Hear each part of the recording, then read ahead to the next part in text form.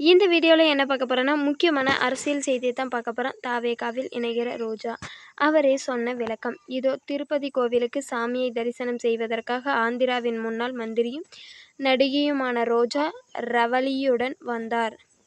அதன் பிறகு அவர் செய்தியாளர்களை சந்தித்து கூறியதாவது: நான் காங்கிரஸ் கட்சியிலிருந்து விலகப் போவதாக சில சமூக வலைதளத்தில் வதந்திகளை பரப்புகின்றனர். ஆனால் நான் எந்த காரணத்தை கொண்டும் கட்சி மாற மாட்டேன்.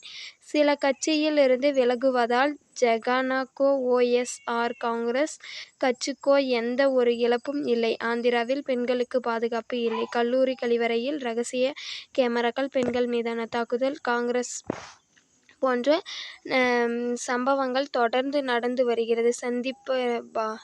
சந்திரபாபு நாயுடு ஆட்சியில் சட்ட ஒழுங்கு சீர்குலைந்து உள்ளது என்று கூறினார். இந்த வீடியோ பிடிச்சிருந்தா சப்ஸ்கிரைப் பண்ணிக்கோங்க, கூடவே ஒரு லைக்கும் போட்டுக்கோங்க. அப்போ தான் இந்த மாதிரி முக்கியமான செய்திகளை மீண்டும் இந்த சேனலில் பார்க்க முடியும்.